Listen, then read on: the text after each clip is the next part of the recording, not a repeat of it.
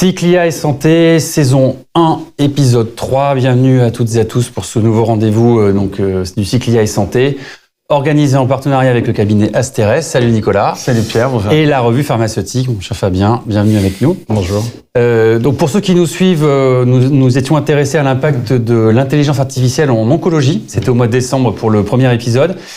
Puis au rôle que pouvait jouer l'IA dans l'accélération du déploiement des solutions patients. C'était au mois de mars dernier.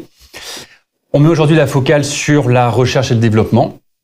L'IA, vous le savez, est présente sur toute la chaîne de valeur. Il y a peut-être un pan, on en reparlera avec Nicolas et nos différents intervenants, un pan sur lequel elle est susceptible de révolutionner les industries de santé. Je dis bien susceptible parce qu'on n'en a pas encore vu toutes les promesses.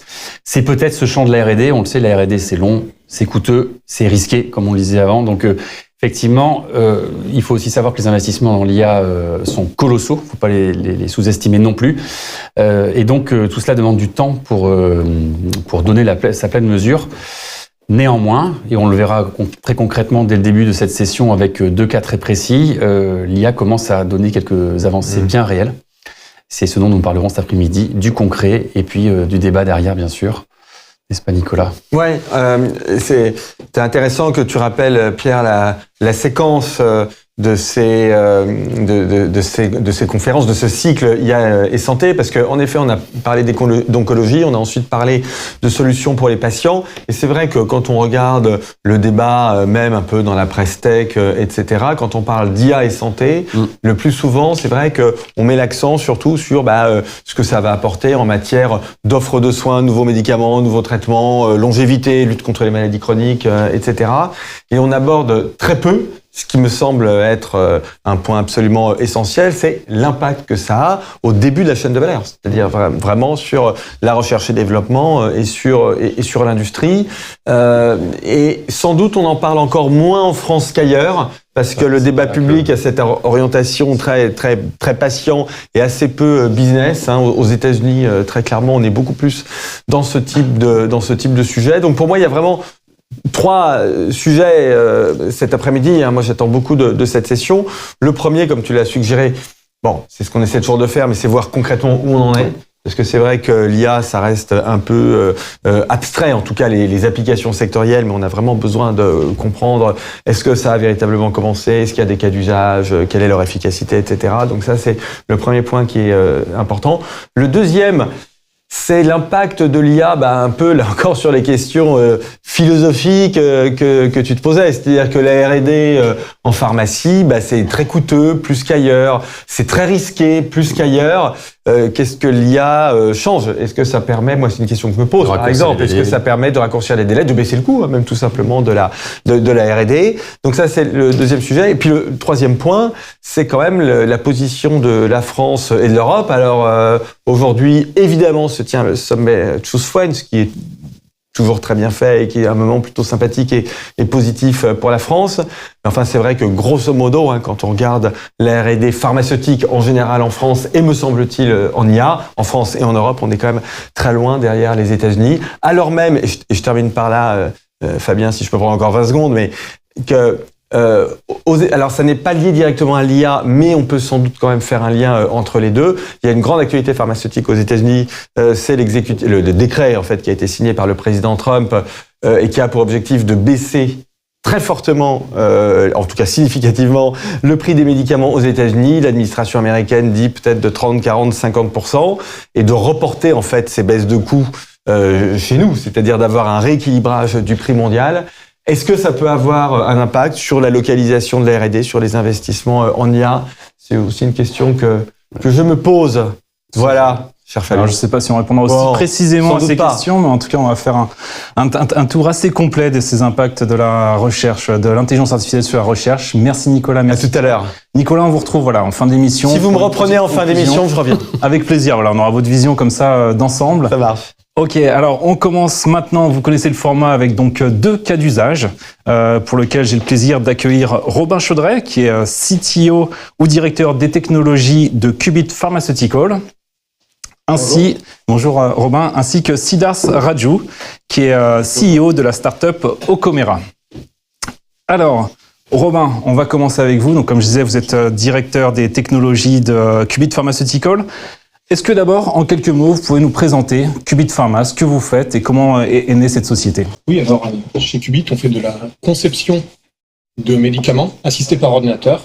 Donc en fait, on a développé une plateforme technologique basée sur le quantique, la modélisation moléculaire et l'intelligence artificielle, qui nous permet de développer des doubles numériques des cibles thérapeutiques et ainsi d'aller chercher des nouveaux médicaments. En fait, je trouve que l'histoire de Qubit, elle fait un peu écho à ce qui avait été présenté avant par mes prédécesseurs. Les questions sur le rôle de la France par rapport aux États-Unis. C'est assez intéressant parce que c'est une technologie qui, à la base, c'est plus de 30 ans de développement académique aux États-Unis.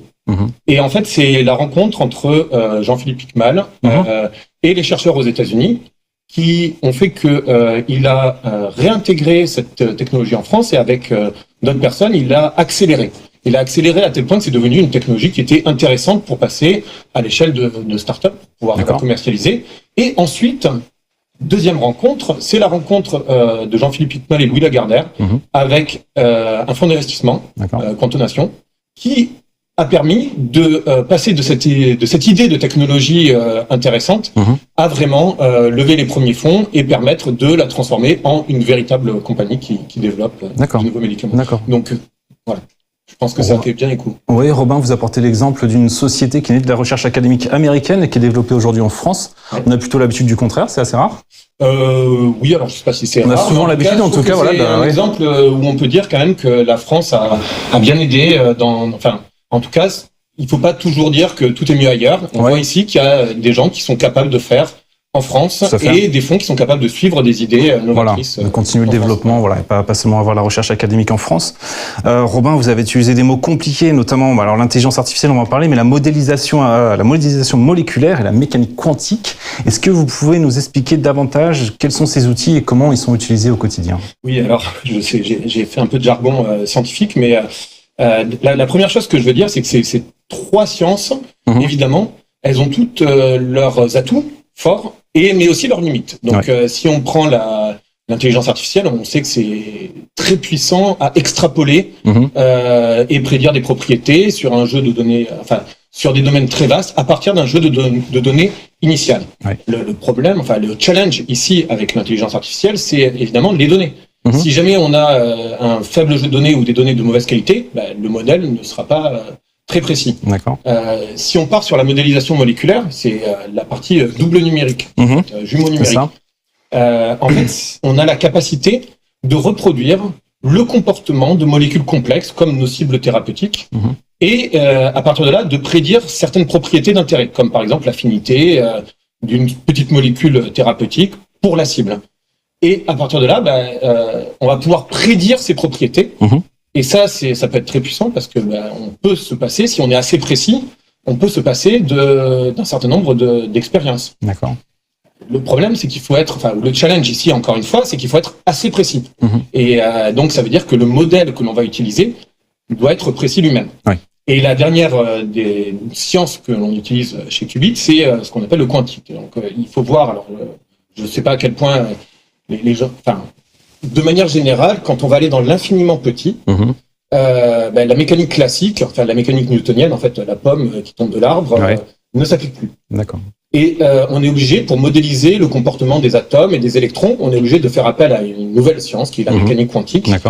Là où c'est très intéressant, c'est que cette science, on va dire qu'elle est ab initio, ça veut dire qu'elle n'est pas du tout paramétrée. Donc on peut avoir des données qui sont extrêmement précises, extrêmement générales, parce qu'on n'a pas besoin, on n'est pas limité par les paramètres initiaux. Et en même temps, le problème qui va avec, c'est qu'elle est très coûteuse en temps de calcul, donc c'est pas quelque chose qu'on va pouvoir utiliser à grande échelle, en fait. Et du coup, on voit à travers ces trois exemples-là que chacune a des points forts notables, mais des limites aussi.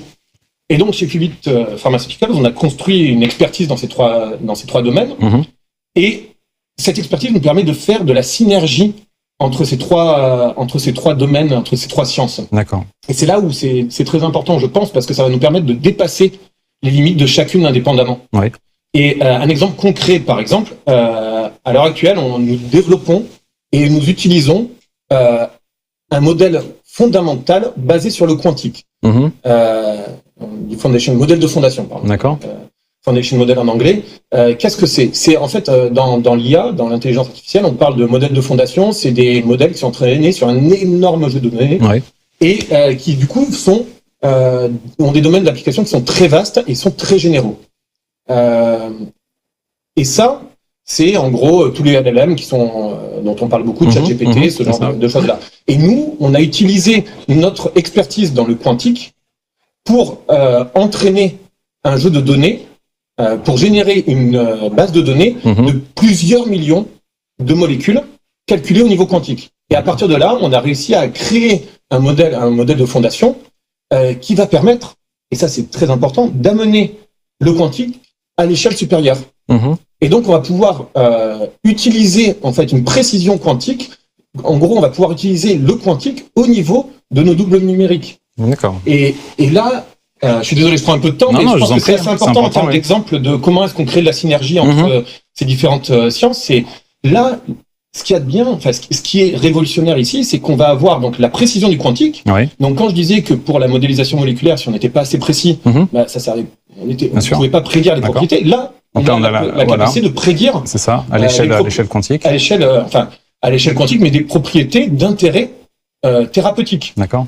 Et on va aussi pouvoir avoir accès, en fait, on va avoir aussi accès à la généralité du modèle de fondation et de la mécanique quantique à cette échelle-là. Donc, on va pouvoir aller vers des propriétés physico-chimiques auxquelles on n'avait pas accès avant. On va pouvoir aller vers des espaces chimiques aussi auxquels on n'avait pas accès avant. D'accord. Et on voit que ça, c'est pas juste une petite avancée, c'est vraiment un changement de paradigme. Ça ouvre le champ des possibles de ce que l'on peut faire avec nos doubles numériques. D'accord.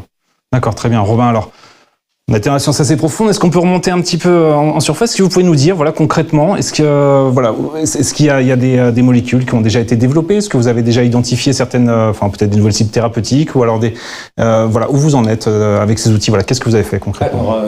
Alors, chez Qubit Pharmaceuticals, on est une biotech, donc, et on a pour vocation de concevoir des nouveaux médicaments. Donc, on a un portfolio de 7 différents programmes de découverte de nouveaux médicaments. Dans mes points précédents, j'ai beaucoup utilisé les aspects de précision, les mots précision et généralité. Et c'est exactement ce que l'on veut faire. Avec la généralité, à l'heure actuelle, on a des programmes dans l'oncologie et l'inflammation, mais a priori, nos technologies de double numérique sont générales. D'accord. Et donc, on n'est pas limité à ces indications thérapeutiques-là. Au niveau de la précision, ce que ça veut dire, c'est que il faut savoir, à l'heure actuelle, dans la pharma, on considère qu'il y a à peu près 80% des cibles thérapeutiques qui sont jugées inexploitables par les méthodes habituelles. Et nous, justement, avec cette précision-là spéciale, on peut aller chercher ces cibles-là. C'est-à-dire, on peut aller vers des maladies qui ne sont pas encore traitées. D'accord. Et on peut aussi aller vers des cibles thérapeutiques très complexes. Donc, par exemple, on va travailler avec des métalloprotéines, avec des enzymes, avec l'ARN. On a, par exemple, eu un financement de la BPI pour faire notre propre plateforme ARN et développer donc des médicaments dans ce domaine-là. D'accord, très bien.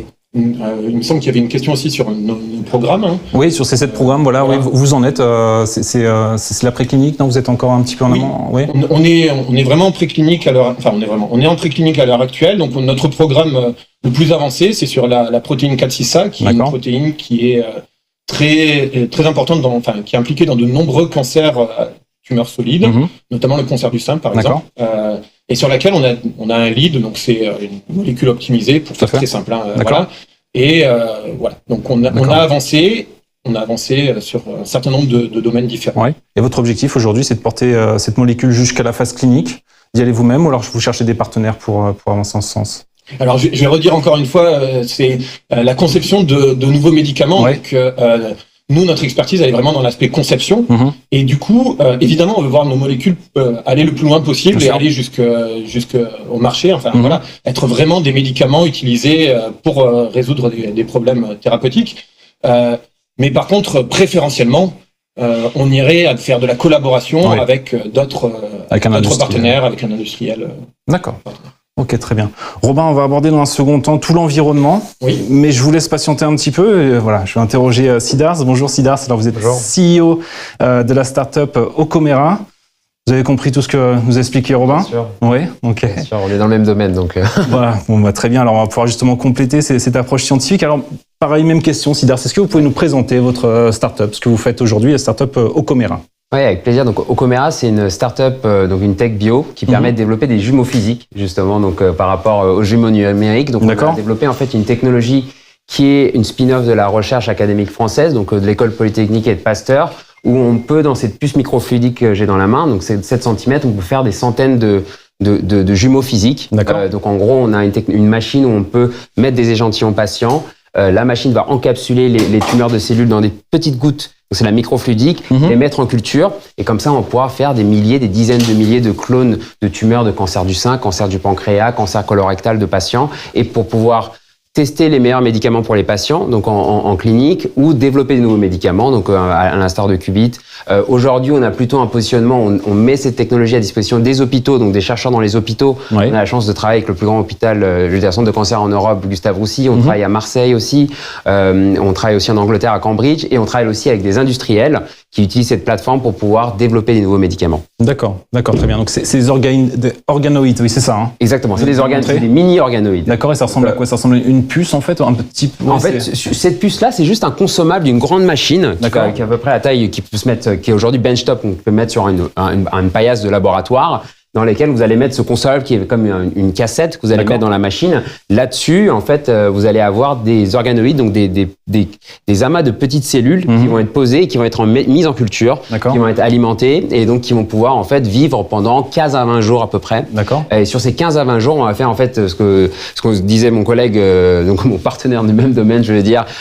Donc dans le domaine, on va faire des expériences en fait. On fait des expériences en tout petit. On va faire en fait ce qu'on appelle dans le jargon des assais, quoi. Donc vous allez mettre par exemple des anticorps, faire une lecture de mort cellulaire par exemple sur le microscope. Donc tous ces assais-là, vous allez les faire directement sur la puce. Donc simplifier, j'aime bien pitcher aux investisseurs pour faire simple, on veut être le Apple de la culture cellulaire, donc on développe une nouvelle gamme d'instruments qu'on va lancer donc très rapidement, très bientôt en fait juste après l'été qu'on lance notre plateforme qui permet d'automatiser la culture cellulaire et la création d'organoïdes. D'accord. Et c'est un marché en forte ébullition parce que je ne sais pas si vous avez vu la régulation récemment, la FDA a annoncé notamment pour les anticorps monoclonaux qu'en fait les essais sur animaux allaient devenir l'exception et pas la norme et qu'ils cherchent à avoir dans le texte c'est des human-based cell assays, mais en gros c'est des tests sur organoïdes et des tests IA. Qui vont être soumis, qui vont être bientôt en fait le futur du développement de nouveaux médicaments. D'accord. Donc effectivement, c'est l'idée de faire tous ces essais précliniques d'une nouvelle molécule plutôt que de faire sur les animaux de laboratoire, d'arriver directement sur les organoïdes. Donc ça veut dire sur un organoïde comme ça, chaque organe peut être cultivé spécialement. Exactement. Voilà, on a la précision. Exactement. En fait, on va faire par question scientifique à laquelle on va répondre. Donc là, par exemple, on a des modèles qu'on développe pour chaque question. Donc là, on a un modèle développé sur le cancer du sein. Donc notamment triple négatif avec Gustave Roussy. On a aussi un modèle sur le cancer colorectal et le cancer du pancréas. Donc exactement quelles cibles on veut identifier, les cibles thérapeutiques. Donc on va voir si on va répliquer uniquement la tumeur, mais aussi ou le micro-environnement de la tumeur aussi. Et on a un système extrêmement intéressant. En fait, on a différentes gouttes où vous pouvez mettre des cellules. Vous pouvez avoir une goutte avec des cellules tumorales et après ramener une deuxième goutte où il y a par exemple des fibroblastes, donc d'autres types de cellules qui sont autour, les fusionner et recréer en fait les différents types cellulaires qu'il y a dans le corps humain, qui sont issus en fait du patient. Donc on est en train de développer des nouveaux modèles. Donc notre système, c'est vraiment avoir des modèles sur table qu'on met à disposition des industriels et ensuite développer d'autres modèles à façon pour les industriels et peut-être pas, pourquoi pas un jour développer nos propres modèles, en fait un peu comme sur un modèle d'Hawkin, comme société Hawkin qui a commencé à développer des modèles pour les pharma qui ensuite développent leurs propres molécules. Nous serait notre ambition, si possible, de pouvoir développer des nouvelles molécules grâce à cette technologie. D'accord. Sidars, vous avez présenté toute la science qui est derrière les organoïdes.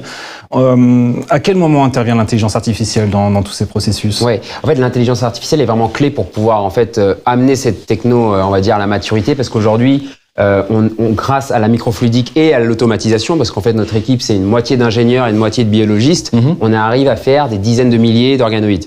Ensuite, il faut les analyser, parce qu'aujourd'hui il y a les biologistes qui regardent chaque plaque multiplie, qui regardent ce qui se passe. c'est pas du tout exploitable parce qu'on pourrait se dire, moi je le connais très bien parce qu'ils sont dans le domaine du quantique.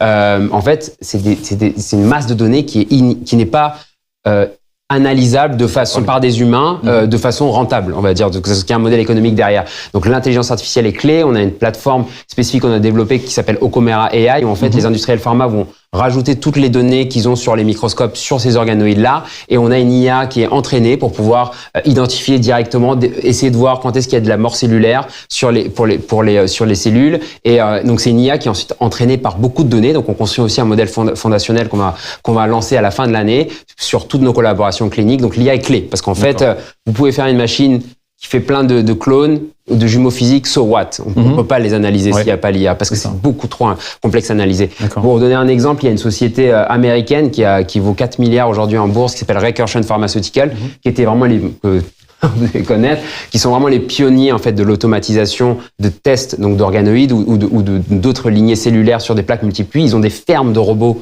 en fait qui produisent des milliers de données. Ils vont vers le quantique aussi parce qu'ils sont beaucoup plus avancés que nous. Nous on fait en fait ce qu'ils font en microfluidique, on commence petit à petit. On n'a pas levé autant d'argent, donc on fait étape par étape. Et eux, justement, l'IA est clé. C'est-à-dire, ces données seraient inutiles sinon sans l'IA. Donc l'IA, c'est vraiment une partie clé, enabler technologique. Je pense que c'est vraiment la rencontre de l'IA et de l'automatisation qui fait qu'aujourd'hui, il y a des nouveaux pans et des transformations d'industrie qui se passent. L'un ne peut pas marcher sans l'autre. Tout à fait. On parlait de l'IA et l'automatisation, mais malgré tout, ce sont des outils qui interviennent en support. Voilà, c'est pas ça qu'a fait votre science, comme vous l'avez présenté avant. C'est vrai qu'il y a toute la science au début et ensuite l'IA qui peut aider. Voilà, qui aide à accélérer ces modélisations. Et alors, en termes d'IA, donc ça veut dire que vous avez aussi de votre côté dans votre entreprise des ingénieurs, qui travaillent sur ça, sur des logiciels, sur développer. Exactement, on a un logiciel propriétaire, Ocomera IA, sur lequel on a en fait toutes nos données biologiques qui sont remontées de nos centres. Donc là, on va bientôt mettre à disposition notamment des données en open source pour la communauté de recherche sur les organoïdes qu'on a pour qu'ils puissent télécharger aussi des modèles d'organoïdes. Et en fait, dans notre équipe, c'est vraiment, la partie IA est clé pour pouvoir en fait analyser les données. Parce que sinon, on a juste des milliers de données brutes, on ne peut rien en faire. Et on ne peut rien trouver comme cible thérapeutique, ou comme lead à optimiser, par exemple. Oui, c'est ça, ouais. Oui, j'avais une question en tête qui était de vous interroger sur le temps qui peut être gagné par l'IA, mais finalement, ça se calcule même pas, ce temps-là. C'était, exactement. Parce qu'en fait, on ne le ferait pas. Oui, c'est ça, oui. Exactement. D'accord, très bien. Et alors également au niveau des applications, donc vous avez fait part de votre ambition d'être le Apple des organoïdes.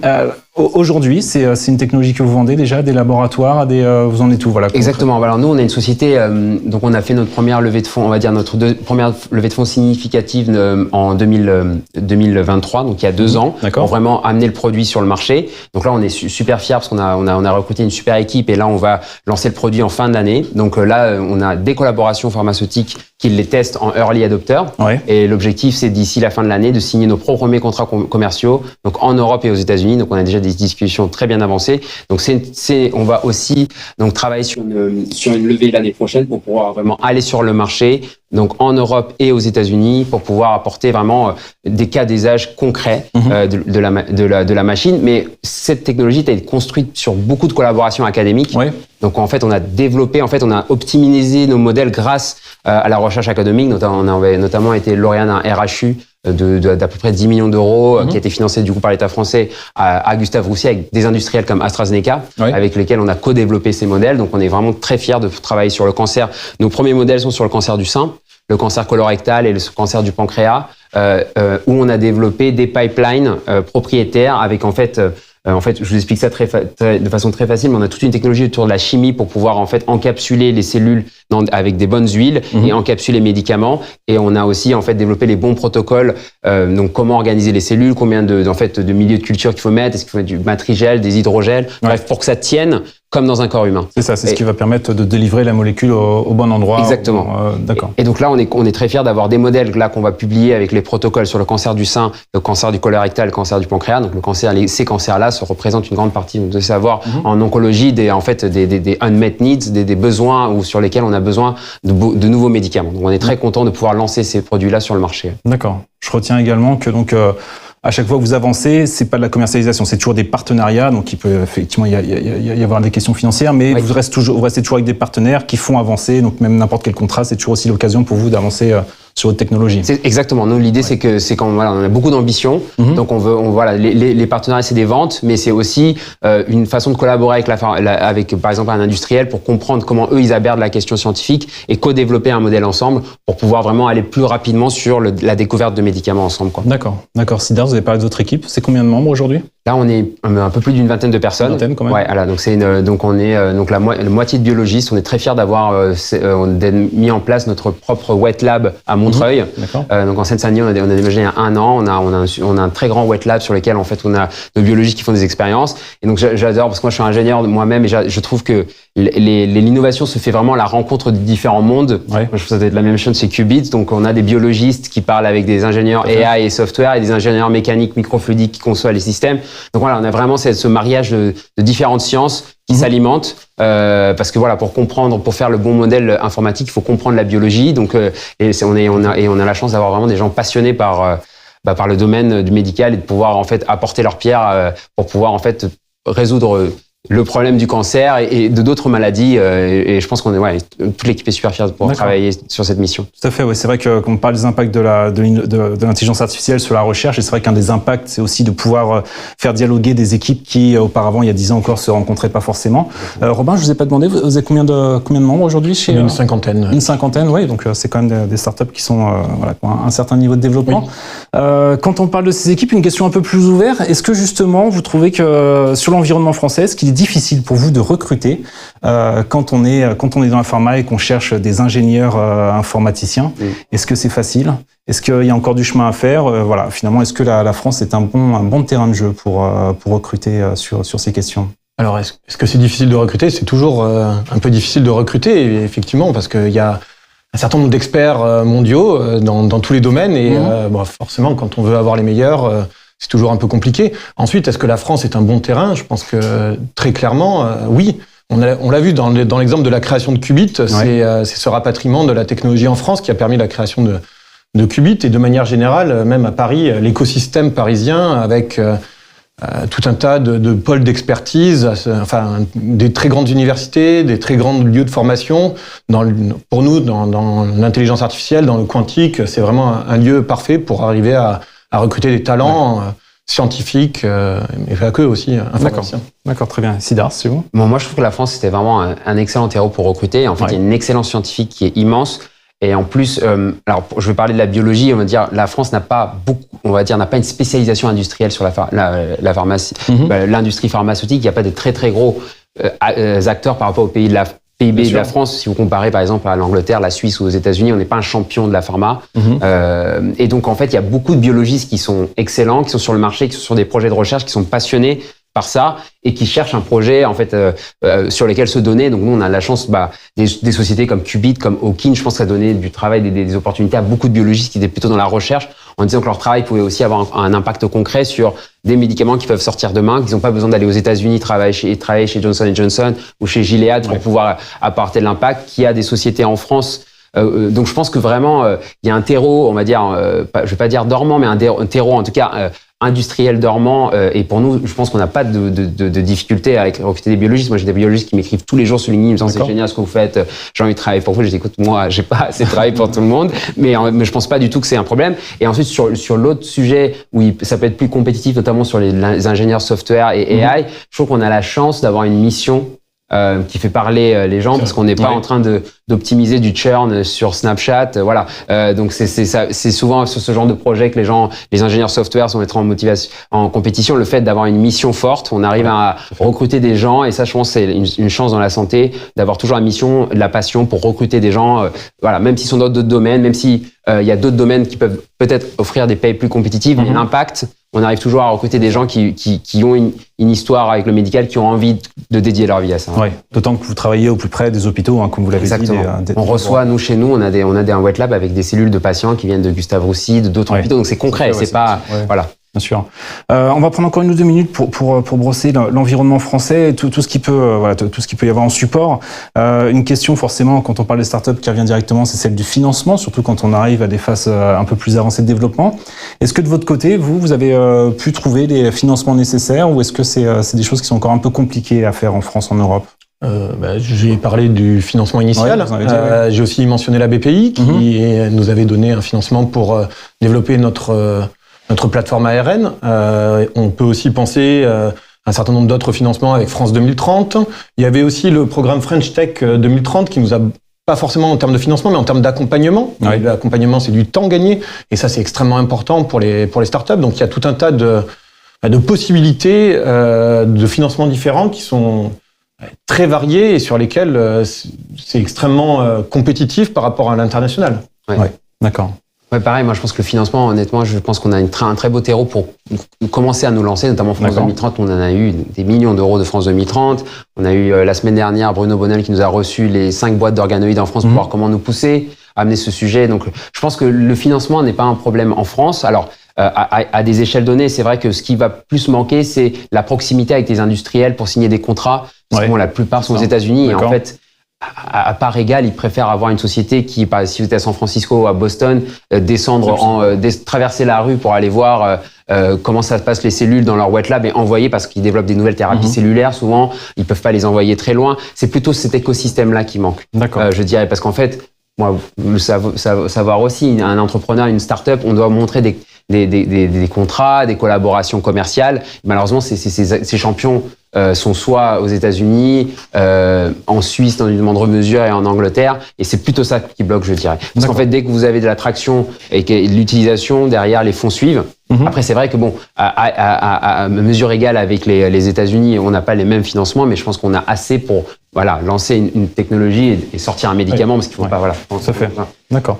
Dernière question pour faire un petit lien avec l'actualité, donc avec le fameux sommet de Choose France qui se déroule aujourd'hui et qui est l'occasion de rappeler que 17 milliards d'investissements ont été annoncés dans l'intelligence artificielle.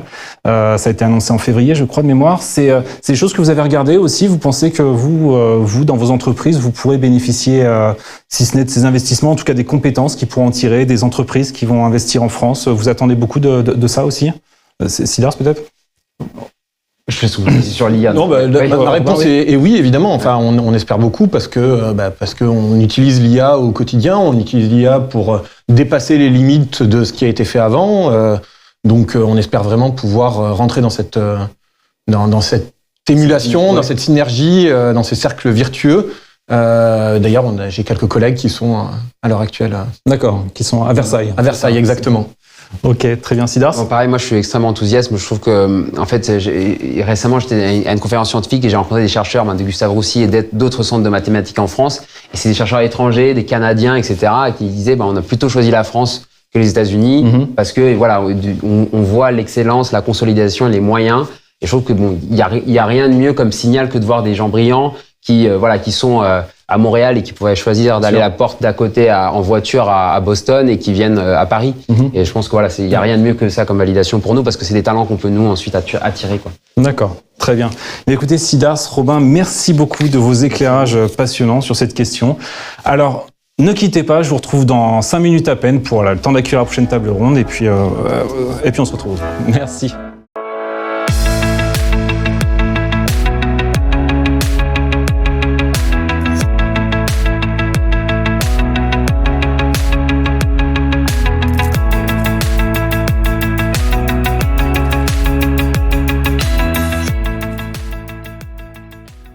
Rebonjour et merci d'être aussi nombreux à nous suivre pour cette 3e session du cycle Intelligence artificielle et santé du cabinet Asteres et du magazine pharmaceutique. Alors après avoir abordé la donnée sous toutes ses formes en oncologie, puis l'intelligence artificielle au service des patients, nous nous penchons ce lundi sur les impacts de l'intelligence artificielle sur la recherche et le développement. Alors autour de moi pour en parler 4 experts. D'abord à ma droite, Akpeli Nordor. Bonjour Akpeli. Bonjour. Alors, vous êtes cofondateur et CEO d'Epigen Lab, une start-up franco-américaine. En quelques mots, est-ce que vous pouvez nous présenter ce que vous faites? Alors, chez Epigen, on développe ce qu'on appelle des solutions depuis le début d'intelligence augmentée. D'accord. Pour accélérer la recherche et le développement de médicaments en oncologie de précision en particulier. D'accord. Donc, un domaine l'oncologie. Anita Burguin, bonjour Anita. Vous êtes professeur en informatique biomédicale à l'université Paris-Cité et vous travaillez également au sein de plusieurs instituts, c'est ça? Je travaille effectivement au sein de l'Institut Imagine où nous développons de l'intelligence artificielle au service des maladies rares avec beaucoup de champs d'application. et à l'Institut Prairie, qui est l'Institut d'intelligence artificielle de Paris. D'accord, très bien. En face de vous, Théo Lenné. Bonjour Théo. Bonjour. Vous êtes directeur exécutif à la tête du digital, de la data et de l'intelligence artificielle pour la R&D au sein du laboratoire Servier. En quelques mots, est-ce que vous pouvez nous préciser votre mission, ce que vous faites au quotidien ? Oui, bien sûr. Donc, au sein des laboratoires Servier, je pilote la transformation digitale, data et IA de la R&D. De manière à pouvoir accélérer l'innovation thérapeutique dans les aires thérapeutiques dans lesquelles nous sommes investis, l'oncologie, la neurologie et tout l'univers cardio-métabo. Très bien, on pourra en reparler. Oui. Et enfin, le professeur Antoine Tenière. Bonjour Antoine. Bonjour Fabien. Vous êtes directeur général de Paris Santé Campus. Alors en quelques mots, pour ceux qui ne connaissent pas encore, est-ce que vous pouvez nous expliquer ce qu'est Paris Santé Campus ? Oui, en 4 mots, recherche, formation, innovation et entrepreneuriat. C'est l'idée d'un écosystème public-privé tout à fait inédit en France et dans le monde, qui permet de rassembler les meilleurs acteurs de la recherche, du soin, de l'entrepreneuriat et de l'industrie autour du numérique et de l'intelligence artificielle pour la santé. D'accord, très bien. Alors, après cette première présentation, on va pouvoir un petit peu discuter de l'intelligence artificielle, de pourquoi l'IA au sein de la recherche, de ce qu'elle aide, comment elle peut aider les chercheurs à avancer dans leur mission. Antoine, l'intelligence artificielle, d'abord, donc quand on parle de Paris Santé Campus, est-ce qu'elle a été intégrée dès sa création, qui est assez récente ? Bien sûr, alors effectivement, Paris Santé Campus a été créé il y a 3 ans, mais on sait que l'intelligence artificielle, notamment les premiers concepts, existent depuis la fin des années 50, et notamment dans la santé, toute la partie machine learning, deep learning avait été mis en place bien avant l'arrivée que le grand public a vue d'intelligence artificielle générative. Donc cette partie d'utilisation d'analyse algorithmique, finalement des données qu'on va pouvoir traiter dans la santé, elle est bien évidemment intégrée dans la logique de Paris Santé Campus, et notamment parce que Prairie, qui fait partie du réseau des 3 IA qui avait été mis en place dans la stratégie nationale de l'intelligence artificielle qui avait été mise en place en 2017, est intégrée pleinement à nos acteurs, notamment académiques. Tout à fait, d'accord. Donc elle est intégrée, et sur ces 3 années, est-ce que vous pensez que sa part a augmenté, va croissante ? Oui, elle a augmenté, à la fois parce que les projets déjà existants au moment du lancement de Paris Santé Campus ont progressé, et puis parce que de façon générale, on a vu également une accélération très forte des progrès dans l'intelligence artificielle et de ses applications dans la santé, avec, je le disais tout à l'heure, l'arrivée, l'émergence de l'intelligence artificielle générative, qui a été notamment on va dire la partie visible de beaucoup d'éléments. Et puis on en rediscutera tout à l'heure, mais notamment dans la recherche et le développement, il y a des impacts tout à fait majeurs comme l'utilisation d'AlphaFold et puis de certains programmes qui montrent à quel point l'IA va être vraiment au cœur de beaucoup de travaux. Et donc, avec les chercheurs de Paris Santé Campus, c'est ce qui est déployé dans différents domaines au quotidien dans l'écosystème. D'accord, très bien. Et en tant qu'acteur de cet écosystème, Paris Santé Campus, comment vous accompagnez ces transformations ? Comment vous les appuyez ? Alors nous, on a différents programmes. Je le disais, il y a des instituts de recherche qui sont dédiés à ces programmes-là. J'ai cité Prairie, qui est en train de se transformer sous la forme de Paris School of AI, qui est la nouvelle version de cet écosystème académique. L'équipe également qui est en train de devenir une UMR ECA, dirigée par Sarah Zohar et Adrien Coulet, qui est une unité mixte INSERM et INRIA. Et puis, du côté des startups, elles utilisent quasiment toutes l'intelligence artificielle, environ 60% travaillent avec des outils d'IA pour le développement de leurs activités, et le reste l'utilise en termes de productivité, notamment pour l'IA générative. Donc on a vu une très forte accélération effectivement de l'intelligence artificielle que nous accompagnons au quotidien dans notre écosystème. D'accord, c'est devenu absolument incontournable. C'est incontournable, et ce qu'on voit, c'est la fameuse phrase qui dit, notamment dans la santé, le médecin avec l'intelligence artificielle sera beaucoup plus fort que le médecin tout seul aujourd'hui. Ça se généralise dans beaucoup d'autres domaines. Oui, tout à fait. Alors justement, on va parler avec vous, Anita. Est-ce que le chercheur aujourd'hui est plus fort avec l'intelligence artificielle, ou alors plus simplement, comment vous, l'IA, s'est imposée dans votre quotidien de recherche, de chercheuse ? Alors, l'IA s'est imposée effectivement à l'Institut Imagine, où on travaille dans le domaine des maladies rares. On en a besoin tout d'abord pour repérer des patients qui sont en errance diagnostique, et ça c'est un point particulièrement important dans ces pathologies, où la phase avant le diagnostic est souvent longue, et nous essayons de la raccourcir pour pouvoir apporter à ces patients un diagnostic qui soit un diagnostic fiable. Après, il y a la phase de diagnostic et de prise en charge du patient. Et dans cette phase-là, à nouveau, on a besoin de l'intelligence artificielle pour pouvoir repérer les gènes qui sont à l'origine de la pathologie. On a besoin d'avoir des méthodes de causalité. Enfin, on a besoin d'avoir des méthodes qui soient suffisamment solides pour pouvoir apporter un diagnostic précis aux patients, pour pouvoir également donner un pronostic à ces patients et pour pouvoir ensuite apporter des thérapeutiques. Et l'intelligence artificielle, elle est à tous ces points de la prise en charge du patient. Et aujourd'hui, à l'Institut Imagine, on ne fait plus de recherche sans intelligence artificielle et sans base de données. D'accord.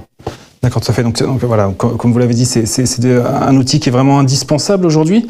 Vous répondez un petit peu à ma deuxième question, qui était de savoir si l'intelligence artificielle était venue se greffer aux différents projets ou si au contraire elle était à la naissance. Donc sans être la solution, sans être la réponse à la recherche, malgré tout, comme vous l'avez dit, il y a toujours l'intelligence artificielle qui est présente dans chaque projet dès le départ. Alors, l'intelligence artificielle, elle est là depuis plus de 10 ans à l'Institut Imagine. Elle est là parce que l'Institut Imagine est un IHU, c'est-à-dire un institut hospitalo-universitaire, donc avec une partie recherche, mais aussi un lien très très fort avec l'hôpital, avec la PHP. Donc, on a depuis 2012 une base de données patients qui est une base de données à partir des dossiers patients. Et donc, on est capable de décrire les histoires de ces patients atteints de maladies rares. C'est des éléments extrêmement précieux parce que ça nous permet de connaître la progression de la maladie au fil du temps. C'est ce qui est aujourd'hui le plus riche, le dossier patient à l'hôpital, et aujourd'hui la donnée la plus riche que nous ayons sur les caractères cliniques, phénotypiques de ces patients. Et on a bien entendu toute la partie génétique. On ne fait pas de génétique sans intelligence artificielle, sans algorithme. Et ça, c'est vraiment né en même temps que la génétique. C'est quelque chose qui est intrinsèque à Imagine depuis déjà très longtemps. Et nous sommes en train de renforcer ce paramètre-là avec la création de chaires de professeurs juniors qui vont arriver à la rentrée et qui vont renforcer justement cette compétence. D'accord, très bien. Et donc voilà, donc c'est aussi toute cette richesse de la donnée de l'Institut qui a permis en fait de développer ces algorithmes au fur et à mesure. Et aujourd'hui, voilà, vous comprenez vraiment toute la richesse, ce trésor de la donnée. C'est comme ça qu'on peut apprendre aussi grâce à l'IA. C'est extrêmement précieux parce qu'on est en capacité, comme je l'ai expliqué avant, d'avoir l'histoire des patients et d'avoir la partie recherche, la partie génétique, d'avoir la partie recherche de traitement, de cibles thérapeutiques. On est vraiment dans un écosystème où tout est intégré.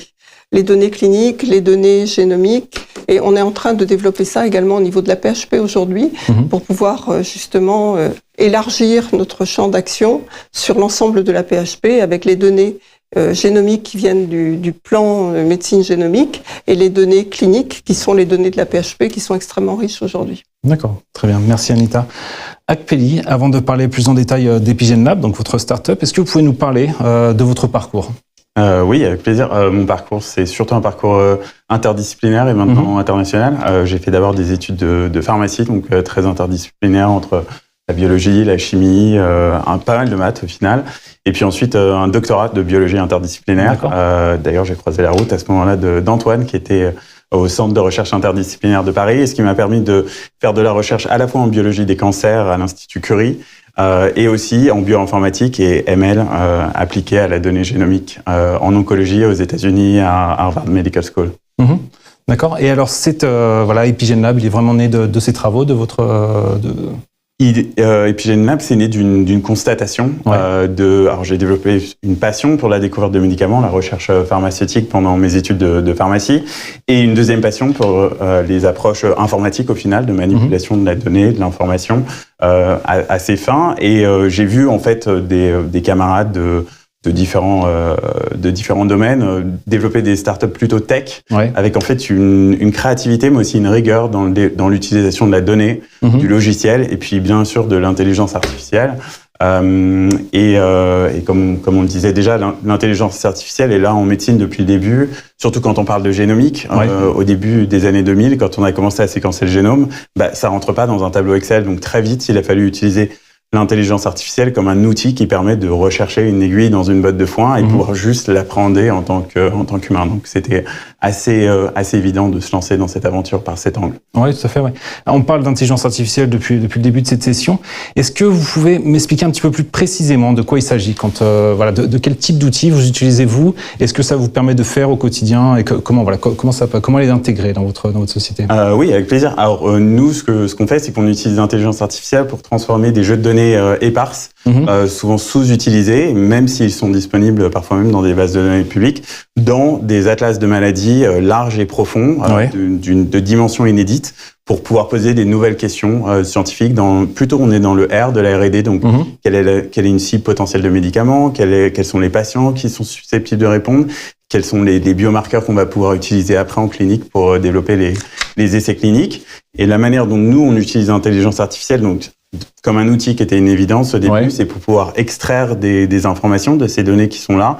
Donc, pouvoir les extraire et ensuite les harmoniser. Donc, les harmoniser selon une terminologie qu'on utilise pour la description de tous nos jeux de données. Et c'est ça, au final, qui nous permet de les rassembler et d'en faire des méta-jeux de données. D'accord. Et qui vous permettent après de les exploiter sans avoir à revenir. Voilà. Et ensuite de nourrir un deuxième type d'intelligence artificielle, ce qui s'impose et ce qu'on voit maintenant grâce à l'agentique, on parle d'intelligence artificielle, de machine learning, mais c'est plusieurs familles d'algorithmes ou groupes d'algorithmes qui répondent à des questions les uns à la suite des autres. Ouais.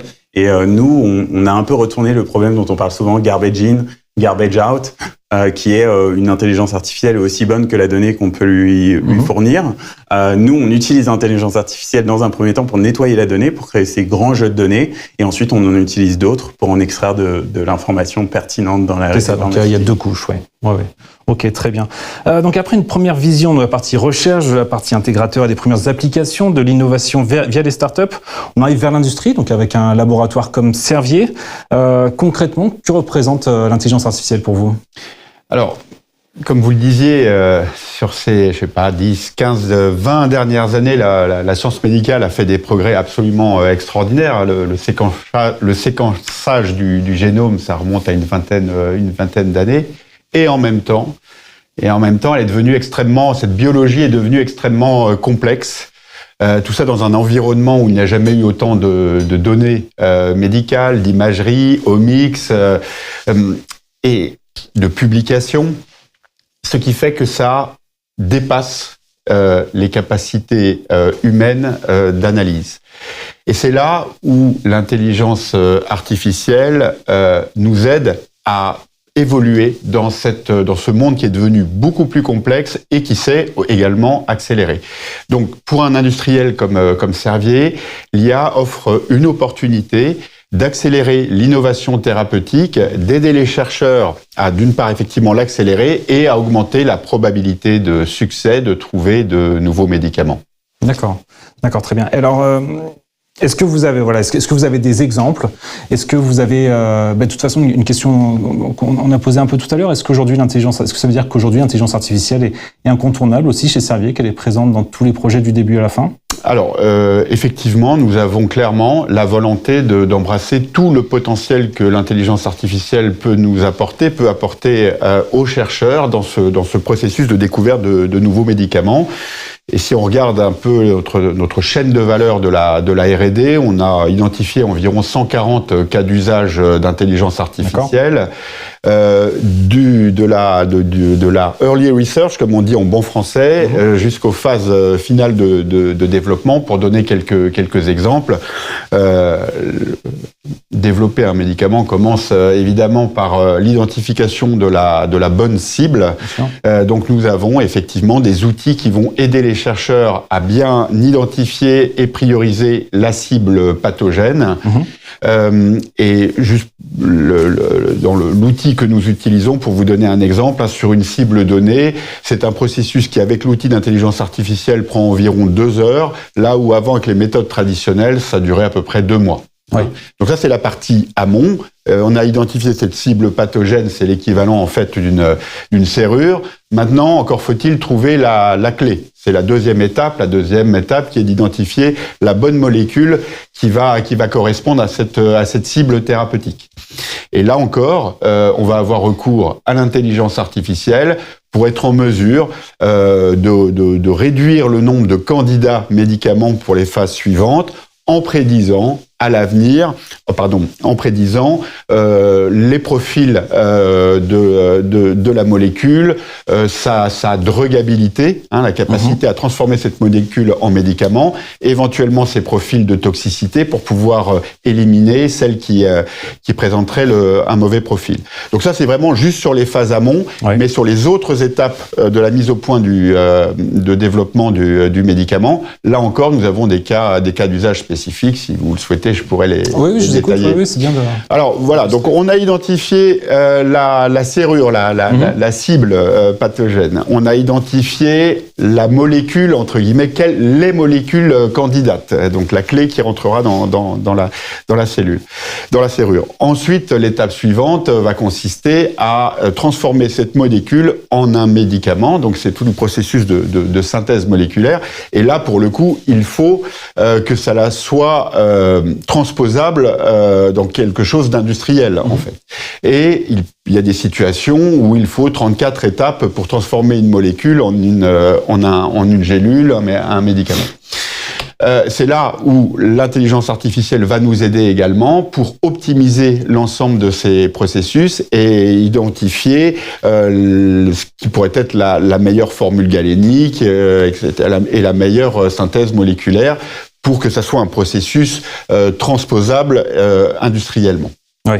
Ensuite arrive la phase de test clinique, et là encore, comme nous évoluons progressivement de plus en plus vers de la médecine de précision, les patients qui vont tester ces médicaments ne sont pas tous géographiquement réunis au même endroit, ils sont répartis un peu partout dans le monde, et donc le gros enjeu, c'est d'identifier les bons patients et les bons marqueurs biologiques, les biomarqueurs, qui vont nous permettre de suivre l'effet du médicament sur les patients. Là encore, l'intelligence artificielle va nous faire gagner énormément de temps en identifiant les zones géographiques et les sites dans lesquels il y a ce type de patients. D'accord. D'accord. Théo, c'est très intéressant parce que vous avez repris toute la chaîne de la R&D pour voir les impacts de l'intelligence artificielle. Est-ce que vous avez une idée du temps qui peut être gagné finalement sur le développement d'un médicament ? On sait que c'est très long, on parle dans une dizaine d'années, 10-13 ans. Est-ce qu'aujourd'hui, on peut s'imaginer, grâce à l'intelligence artificielle, gagner plusieurs années sur cette R&D ? On s'est fixé l'ambition d'aller chercher au minimum 20% de réduction sur ce temps-là. C'est une ambition à ce stade. On a vu par le passé dans des environnements et des circonstances un peu particulières, c'est vrai, plutôt la période du Covid, qu'il était possible, grâce à l'aide de l'intelligence artificielle, de gagner des phases très conséquentes dans le développement d'un médicament, mais on va dire dans un environnement plus traditionnel, je pense tout à fait raisonnable de se dire qu'entre 20 et 30% de gains de productivité là-dessus est possible. D'accord, d'accord, très bien. Anita, quand vous faites de la recherche, est-ce que vous avez une idée peut-être du temps que vous pouvez gagner sur tel ou tel projet, ou peut-être même dans le diagnostic des patients grâce à l'intelligence artificielle ? Alors, on gagne du temps, effectivement. On gagne du temps sur le diagnostic, et ça, on l'a montré. On a montré notre capacité d'identifier des patients non diagnostiqués dans des entrepôts de données assez généraux, hospitaliers en particulier. On a montré également la capacité d'avoir du pronostic, c'est-à-dire d'être capable de définir quelle est la fenêtre thérapeutique. On a un projet, par exemple, où une pathologie, des ciliopathies, provoque une insuffisance rénale, et il faut intervenir au bon moment, c'est-à-dire que à un moment arrive un stade où c'est trop tard et peut-être un stade où c'est trop tôt. Et donc, identifier les fenêtres thérapeutiques, c'est aussi quelque chose que nous sommes en train de réaliser. Identifier les biomarqueurs qui nous permettent de prédire l'évolution de la pathologie. Et nous sommes en train actuellement de travailler aussi, alors on va déposer un certain nombre de projets pour être en capacité de synthétiser des données, parce que le problème que nous avons à l'Institut Imagine, ce sont les maladies rares. Donc on a peu de patients, donc il faudrait pouvoir augmenter ces données, soit en rajoutant un certain nombre d'informations sur des patients pour lesquels des informations sont manquantes, soit en générant des patients synthétiques, qui nous permettraient d'accélérer la capacité de proposer des nouvelles molécules et de les tester avec des essais cliniques. Donc ça, c'est quelque chose qui est vraiment en route actuellement. L'autre point sur lequel je voulais insister dans le cadre, en tout cas, des maladies rares, ce sont les systèmes fédérés. Nous sommes actuellement dans un système qui est assez contraint pour partager les données largement. Par contre, nous sommes en capacité de partager des modèles. Et nous travaillons, par exemple, à l'Institut Imagine avec l'hôpital Sainte-Justine au Canada pour pouvoir travailler de manière fédérée, c'est-à-dire que chacun garde ses données, mais nous sommes malgré tout en train de collaborer sur des modèles qui sont les modèles qui vont être partagés. Et là, le gros avantage aussi, vous avez parlé de la Covid juste avant. Ce qu'on a appris pendant la Covid, c'est qu'un modèle qui est développé à un endroit n'est pas forcément complètement transposable à un autre endroit, parce que les données peuvent être de moins bonne qualité, parce qu'on a des tests de laboratoire qui ne sont pas faits systématiquement. Vous voulez dire un modèle qui est développé dans un hôpital, ou dans un autre pays, ce ne sera pas forcément... Exactement. D'accord. Alors ça, on a beaucoup d'exemples pour le prouver. Et donc aujourd'hui, ce qui nous semble tout à fait vertueux, c'est non seulement de partager des modèles, mais d'être en capacité de les fine-tuner, de pouvoir les adapter spécifiquement à la population qu'on prend en charge. Et ça, c'est quelque chose qui est rendu possible, rendu beaucoup plus facile avec les bases de données fédérées. D'accord. Anita, je voulais revenir sur quelque chose que vous avez dit, sur la capacité de l'intelligence artificielle à générer des nouvelles données à travers des patients virtuels. C'est quelque chose qui paraît comme ça assez exceptionnel, mais dont on voit directement l'utilité face à des patients atteints de maladies rares. Comment vous y prenez concrètement ? C'est des projets que vous avez en interne ? Vous avez des chercheurs ? Alors, ce sont des projets qui vont démarrer, qui sont actuellement en cours d'élaboration. Alors, on utilise plusieurs méthodes, en fait, pour être en capacité de le faire. D'une part, il faut qu'on connaisse quand même la distribution des différents paramètres sur la population, même si elle est toute petite.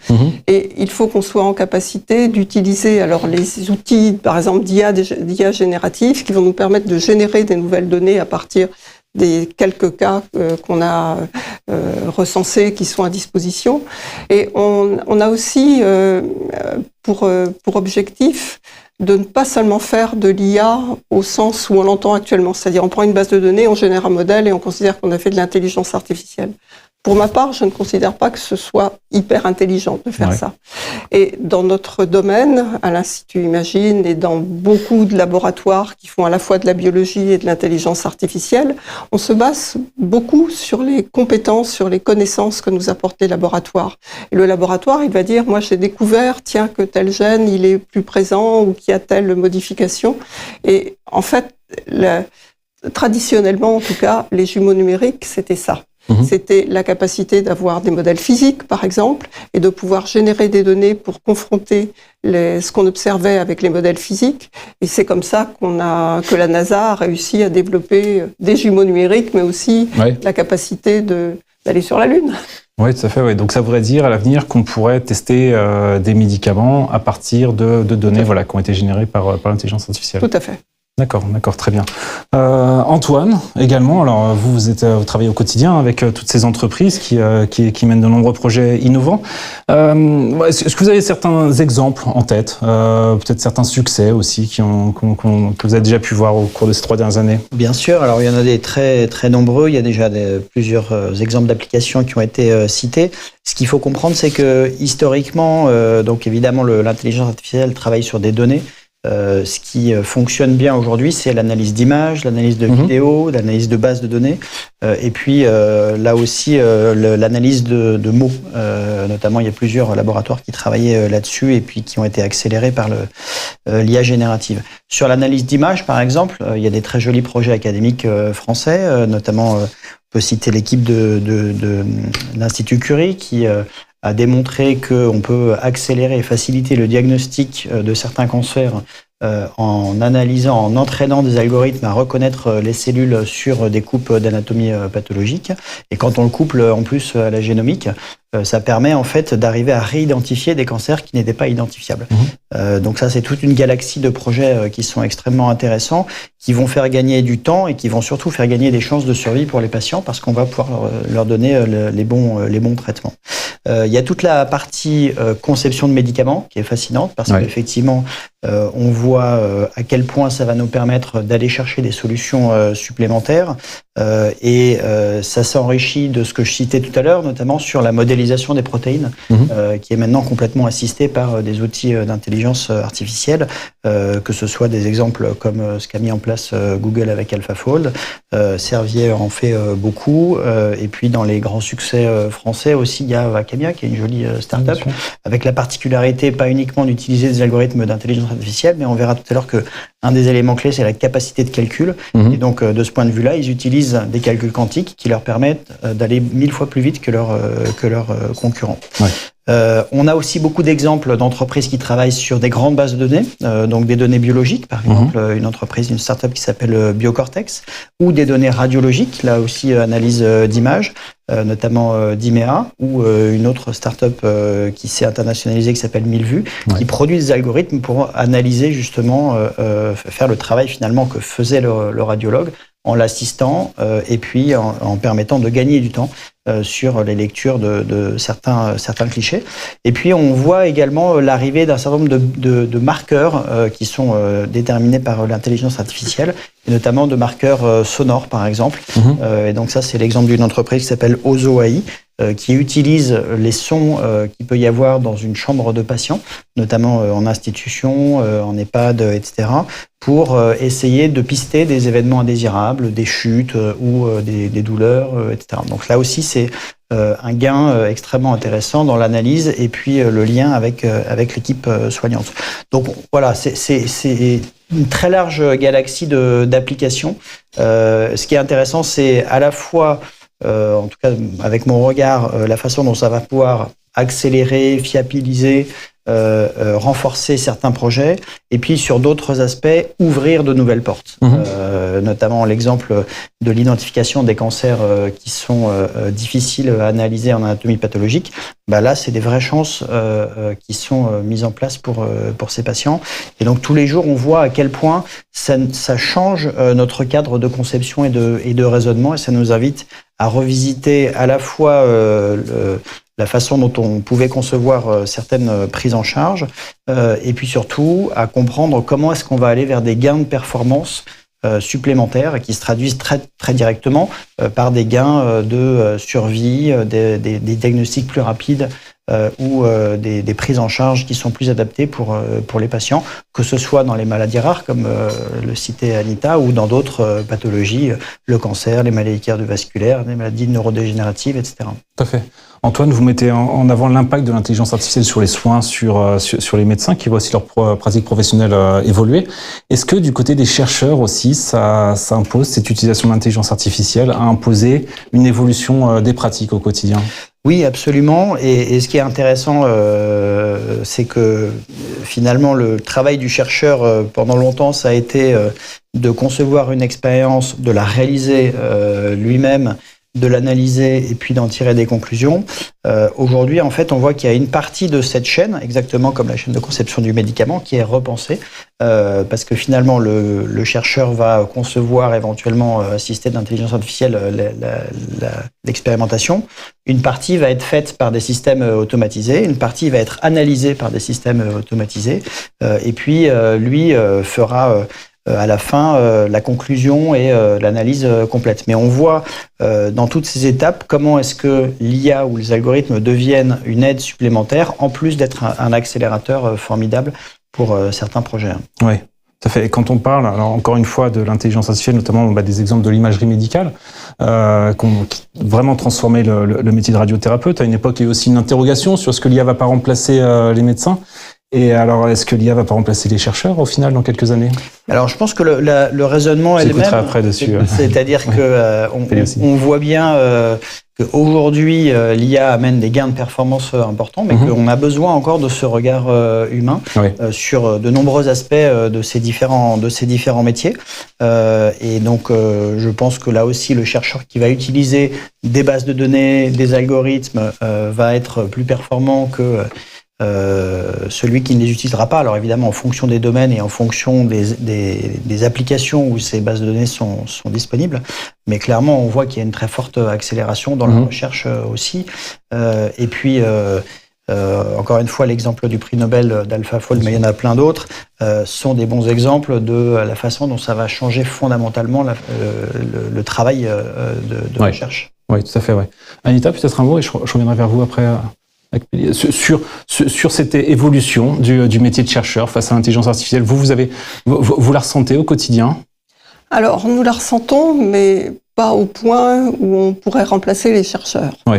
Je pense que vraiment, l'intelligence artificielle, il ne faut pas oublier qu'elle est créée pour être une aide à la décision. La décision, malgré tout, doit rester humaine de mon point de vue. Oui. Et cette décision ne peut être éclairée que si l'individu, donc le chercheur lui-même, a suffisamment de connaissances, ou si le médecin lui-même, face à un patient, a suffisamment aussi de connaissances et d'éléments pour prendre la décision.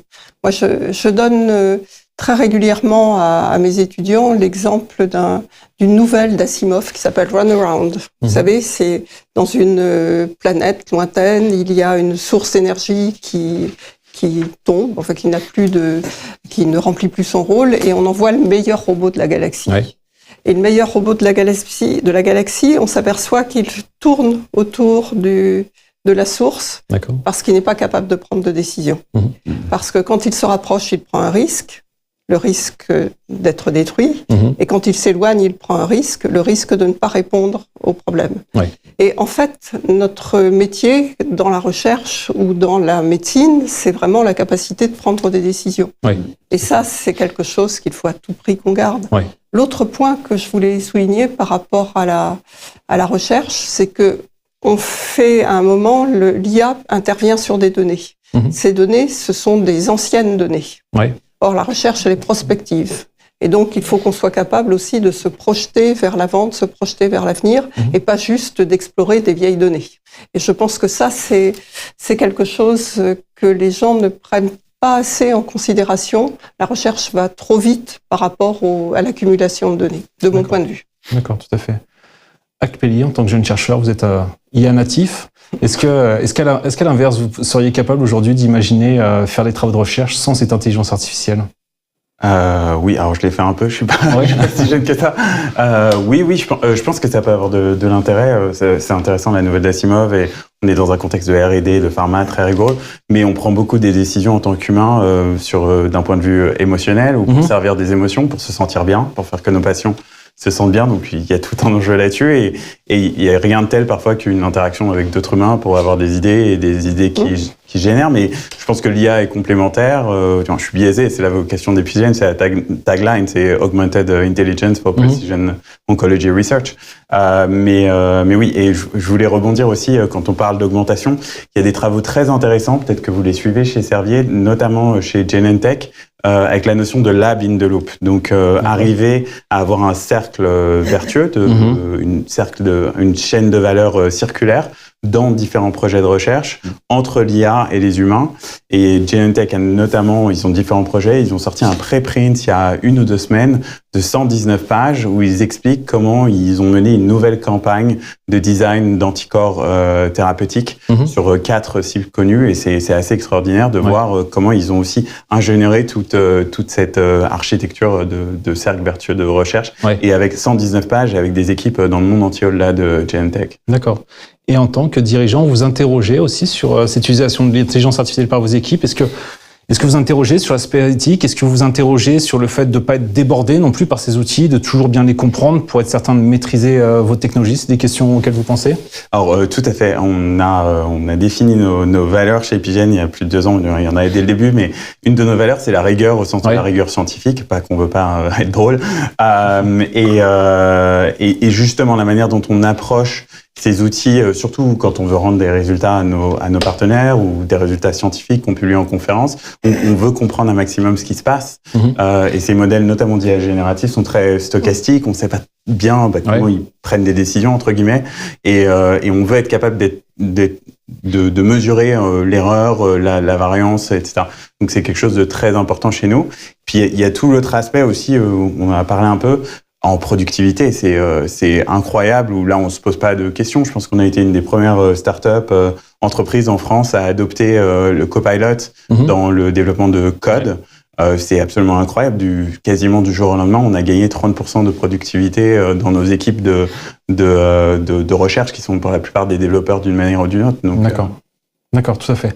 Alors maintenant, on va aborder dans une nouvelle partie toute cette question de création de l'écosystème autour de l'intelligence artificielle. Et je reste avec vous, avec Pelli, parce que c'est vrai que vous êtes, votre Epigène est très intéressante, travaille avec un bureau à Boston, un autre à Paris. Donc on voit déjà la collaboration entre deux pays.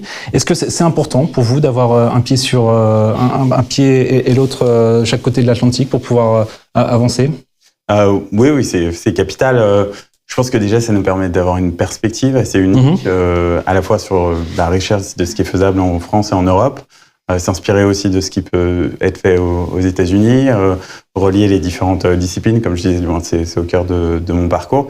Et en effet, dans les écosystèmes, on voit des choses extraordinaires, notamment autour de l'IA en France, où on faisait un peu une liste avec l'équipe des meilleures équipes d'IA au monde. Il y en a vraiment beaucoup en France. Quand on pense à Instadip, donc c'est une boîte anglaise et tunisienne, mais avec une très grosse équipe en France, une culture française de la recherche. Quand on pense à Hugging Face, c'est une entreprise à New York, mais c'est un des backbones, comme on dit, de l'IA, et il y en a plein d'autres. Donc il y a un écosystème qui est en train il y a une grosse opportunité, je pense, en France dans l'IA. Peut-être une opportunité comme l'a eu à l'époque Cambridge, là où je travaille tous les jours aux États-Unis, avec les premières biotechnologies. Il y a sans doute quelque chose à faire autour de l'IA, en alliant notre excellence académique, notre sens de la créativité, et puis d'autres valeurs qu'au final, on injecte dans ces IA de manière active ou passive. Oui. Est-ce que chaque pays a ses spécificités? Est-ce que pour tel ou tel projet, vous allez vous dire, ça c'est plus pour les États-Unis, parce que c'est des questions auxquelles on pourra répondre plus facilement à Boston, et ça c'est plus pour la France, parce qu'à Paris, on a les compétences pour... Dans les applications de ce que nous faisons chez Epigène, dans la recherche en R&D, non. Et je pense que c'est la beauté du monde scientifique, qu'il soit académique ou industriel, c'est qu'on parle tous la même langue. On arrive avec des points de vue différents à nouveau, mais on se retrouve tous sur la même chose. Donc un patient, trouver la bonne serrure chez un patient aux États-Unis ou en France ou au Japon, ça reste la même chose. D'accord. Vous voyez pas de compétences particulières de spécialité peut-être qui pourraient démarquer la France des États-Unis? Les mathématiques françaises. Les mathématiques. Ah oui.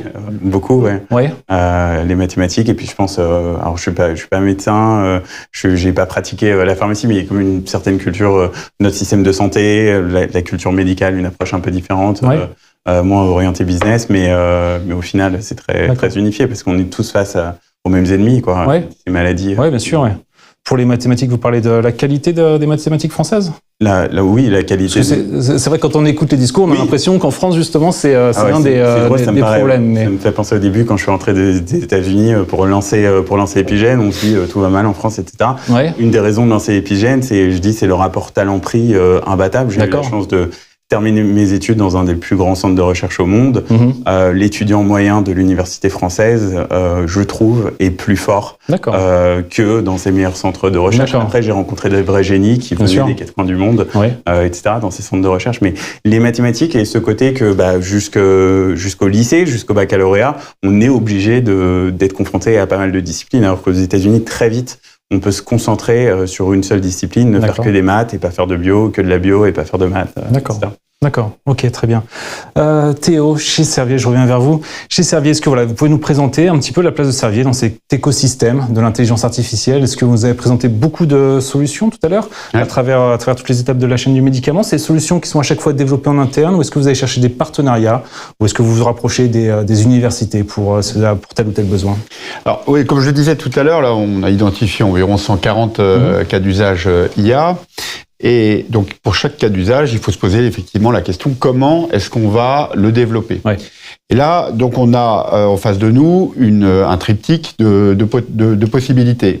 Soit on le développe en interne, ce qu'on appelle le make, soit on va acquérir une fonctionnalité qui est issue d'un logiciel, c'est le buy, soit on va nouer un partenariat avec une entreprise extérieure, c'est le partnership. Donc on se pose à chaque fois la question. Pourquoi développer en interne? C'est si, par exemple, nous considérons que cette activité est absolument stratégique, on doit en maîtriser la technologie. Donc ça, c'est on veut. Et ensuite, il y a la question de est-ce qu'on peut, est-ce qu'on a la bonne expertise pour le faire. Donc si on arrive à répondre à ces deux questions, est-ce qu'on veut et est-ce qu'on peut, à ce moment-là, on va le délivrer en interne, sachant que nous sommes dotés d'une équipe très conséquente de data scientists au sein du groupe Servier, qui a un niveau d'expertise absolument extraordinaire. La deuxième possibilité, c'est effectivement, est-ce que la fonctionnalité existe dans des logiciels auxquels nous avons souscrit? Aujourd'hui, on estime que 5% des logiciels, vous citiez Copilot là tout à l'heure, 5% des logiciels disposent d'une fonctionnalité d'intelligence artificielle. Les projections, c'est que d'ici 2026, 80% des logiciels auront des fonctionnalités d'intelligence artificielle. Alors vraiment, c'est le cœur de l'activité de la R&D cette fois-ci, du domaine logiciel, c'est introduire de l'IA dans les logiciels. Donc, ça, c'est la deuxième possibilité. Et la troisième possibilité, lorsque nous ne disposions pas ni des expertises, ni des jeux de données, puisque, bien sûr, on reviendra plus tard, mais il n'y a pas d'IA sans data, il n'y avait pas d'IA sans algorithme, mais certes, et il n'y a pas d'IA sans data. Donc, c'est là où nous pouvons, et nous l'avons fait, et nous continuerons à le faire, à nous tourner vers des partenaires. Nous avons eu deux très belles collaborations, en particulier avec, je sais pas si je peux les citer, avec les entreprises Ofkin et Aïsia, sur de l'identification de cibles thérapeutiques dans le domaine du cancer, sur l'identification de biomarqueurs, par exemple. Donc voilà. Ensuite, si on revient sur l'écosystème, notre centre de R&D basé sur le plateau de Saclay. Là, on parlait d'excellence académique. Là, on est véritablement au cœur de l'excellence académique française et en particulier de l'excellence mathématique. Et ça, c'est dans notre domaine de l'IA appliquée à la santé, c'est absolument fondamental parce que pendant des années, on va dire que l'univers du médical et l'univers mathématique étaient totalement séparés. Donc il faut qu'on réunisse à travers cet écosystème ces deux composantes-là. Puis j'en rajouterai une troisième, comme on le disait, la donnée patient, anonymisée bien sûr. Donc l'écosystème, vu de notre fenêtre, c'est vraiment ces trois composantes. L'excellence académique.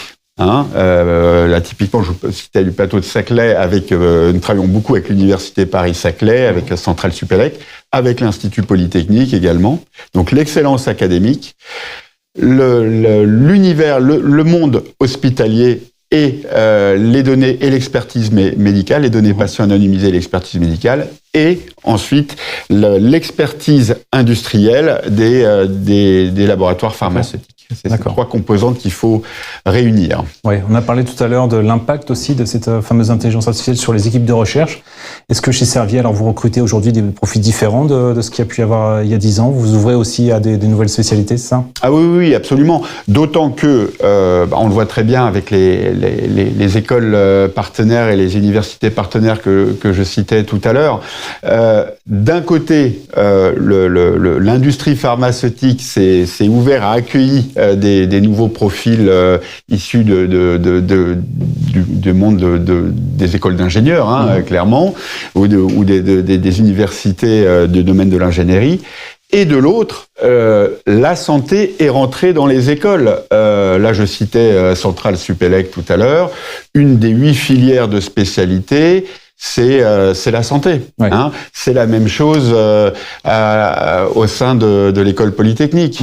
Nous traversons la rue, en face de chez nous, c'est l'école normale supérieure de Saclay. C'est pareil, il y a tout un univers autour du domaine de la santé. Donc vraiment, ces deux mondes sont en train de se rapprocher. Oui, tout à fait. Ouais.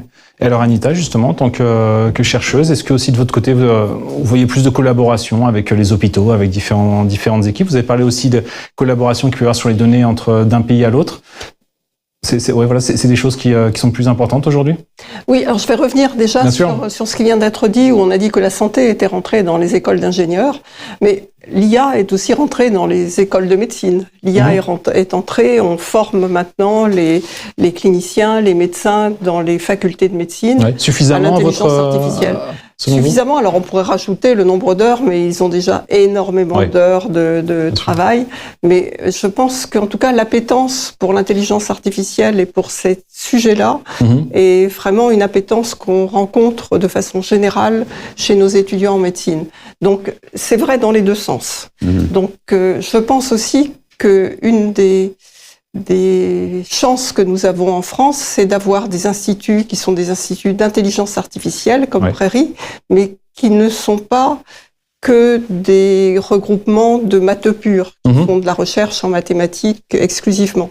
Il y a aussi dans Prairie, par exemple, une composante santé qui est très fortement représentée, avec l'Institut Curie, avec l'Institut Imagine, avec d'autres partenaires, qui vont justement apporter cette continuité entre la recherche fondamentale en mathématiques et l'application médicale. Et ça, je pense que c'est extrêmement vertueux parce que il y a des collaborations qui se nouent. On travaille de manière régulière ensemble pour justement associer ces compétences. Et pour moi, c'est vraiment une chance que nous avons en France d'avoir ces instituts. C'est une chance également d'avoir des instituts qui sont des IHU. Et là, on fait le lien entre la recherche biologique, mais aussi la recherche type intelligence artificielle et la santé proprement dite. Donc, il y a beaucoup de cliniciens qui travaillent dans les IHU. Et pour moi, c'est également une capacité de faire de l'interdisciplinarité. Et je pense enfin que un des enjeux que nous avons pour la suite, c'est d'être capable de le faire, de travailler à l'international. Et ça, c'est vraiment pour moi un enjeu très très fort, enfin pour nous, pour les maladies rares, mais aussi pour d'autres choses. On l'a dit pendant la Covid, on a dit pour d'autres pathologies, on a besoin de valider nos modèles localement et on a besoin de travailler de façon beaucoup plus fondamentale au plan international. Et pour ça, de mon point de vue en tout cas, les modèles fédérés sont la meilleure solution parce que ça évite les transferts de données d'un pays à l'autre qu'on n'arrivera pas de toute façon à mettre en place. Oui, bien sûr.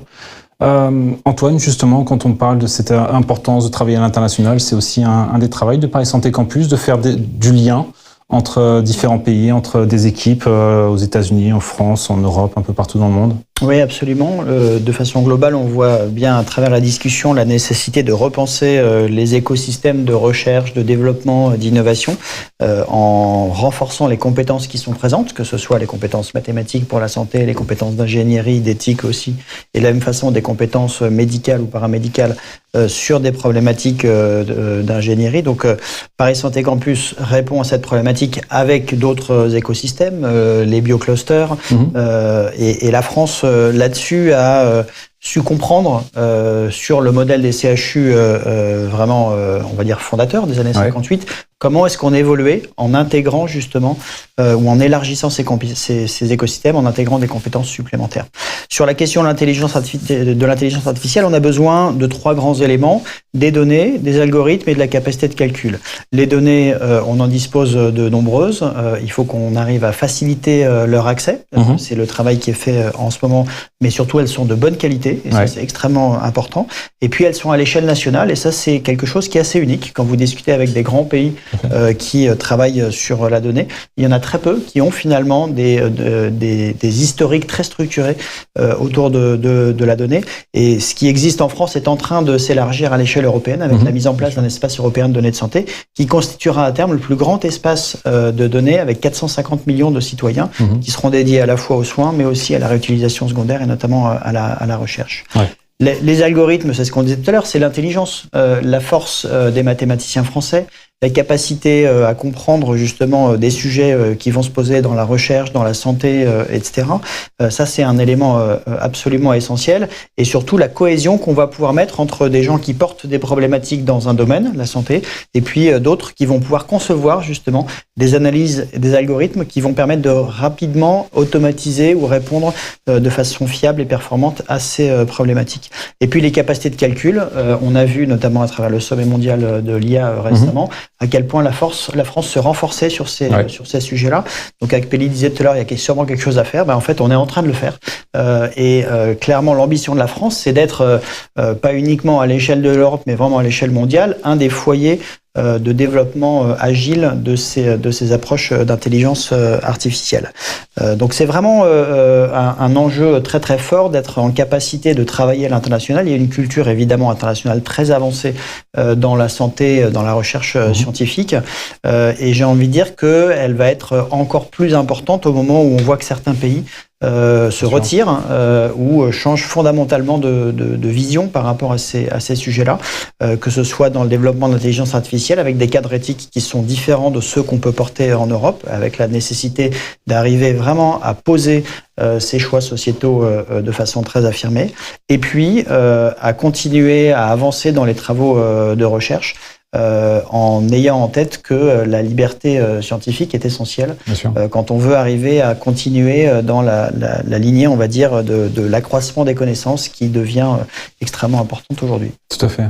Vous avez mis tout au long de cette table ronde en avant les qualités, les compétences de la France dans ce domaine de l'intelligence artificielle. Est-ce que vous voyez malgré tout certains freins à lever? Je vous interroge un peu tous. Est-ce que, Anita, peut-être dans le domaine de la recherche, dans le domaine de l'enseignement, est-ce que vous voyez des choses qui devraient être améliorées quand même pour permettre à la France d'atteindre ses ambitions dans l'intelligence artificielle à la santé? Alors, dans le domaine de l'enseignement, je pense que nous sommes en train de pallier les insuffisances qu'on pouvait avoir sur l'enseignement de l'intelligence artificielle de façon générale, parce que, comme ça a été indiqué, les instituts 3IA sont maintenant devenus des instituts qui vont avoir une mission également d'enseignement et de formation des étudiants. Donc, je pense que c'est quelque chose qui va quelque part se corriger assez rapidement. Alors, moi, ce que je vois quand même, c'est assez peu d'acteurs majeurs, industriels, dans l'écosystème français par rapport à d'autres pays. Alors, on ne va pas citer les gros acteurs de l'intelligence artificielle de façon générale, mais on a de mon point de vue en tout cas, une culture de la start-up qui, du coup, fait beaucoup de choses innovantes, mais c'est des one-shot un petit peu, et c'est quelque chose qui ne crée pas un écosystème pérenne sur lequel on pourrait s'appuyer pour avoir des développements majeurs qui puissent être mis en place ensuite dans l'hôpital ou dans les instituts de recherche. Et ça, je pense que c'est vraiment un enjeu important aujourd'hui d'avoir des acteurs majeurs avec lesquels on puisse collaborer. On a des acteurs académiques, on l'a dit, l'excellence française sur les mathématiques, mais il nous faudrait l'équivalent au plan industriel de mon point de vue. D'accord. Théo, sur les freins également à lever au niveau français. Je vais aborder le sujet de la réglementation, niveau France et européen. Évidemment, la réglementation, c'est important, c'est les garde-fous qui permettent de protéger les citoyens, les patients. Mais quand cette réglementation est, on va dire, trop stricte ou même parfois trop vague, ça peut tout simplement tuer l'innovation nationale. Et on sait que le sujet de la souveraineté en matière d'innovation et dans le domaine de l'innovation thérapeutique, c'est quelque chose qui est cher à beaucoup d'entre nous. Je vais prendre l'exemple d'un texte qui fait un peu d'actualité en ce moment, qui est l'IA Act, un texte européen. Qui, d'un côté, est assez vague dans son champ d'application, mais de fait, comme il est très vague, potentiellement, on peut entendre par intelligence artificielle un nombre d'applications logicielles absolument considérable. Et le risque, et c'est là où il faut faire très très attention, c'est que si cette réglementation est trop stricte, les entreprises, les startups, les instituts de recherche ne seront plus en mesure d'innover sur le territoire européen, ce qui serait catastrophique. Oui, d'accord, tout à fait. Acpeli, au niveau d'une start-up, est-ce que vous voyez certains freins que vous aimeriez voir levés pour pouvoir accélérer? Je dirais un peu les mêmes autour de la réglementation, la rendre moins opaque. Je pense qu'il y a eu du progrès sur les guichets qu'on peut adresser pour accéder à de la donnée ou en partager même parfois, mais avoir une réglementation plus claire et des réponses plus rapides et unifiées, plutôt que devoir faire un travail de recherche pour savoir comment on peut accéder ou pas à la donnée. Ou à nouveau, parfois même, nous, on a même des difficultés à partager. On a l'impression qu'on est en train de partager contre quelque chose, mais pas nécessairement.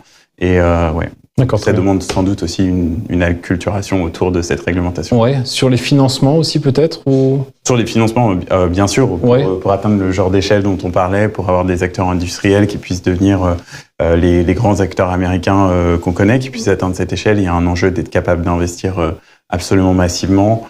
On a OVH en France, mais il y a un enjeu sur le cloud. OVH cloud, donc il y a beaucoup de choses à faire. Après, on a à nouveau, moi je suis très optimiste étant entrepreneur. On a le nucléaire en France qui nous donne un gros avantage sur pouvoir fournir en énergie ces IA. Et donc voilà, mais on a, je dirais, réglementation c'est central et pouvoir investir dans les infrastructures nécessaires à travers les champions d'aujourd'hui et de demain. D'accord, très bien. Antoine, également, cette question, avant d'entendre Nicolas Bouzou qui pourra conclure cette journée. Dans tout ce qui a été dit, moi je trouve qu'il y a beaucoup de réponses qu'on va pouvoir adresser à l'échelle européenne et avec finalement plusieurs éléments qui vont s'enchaîner.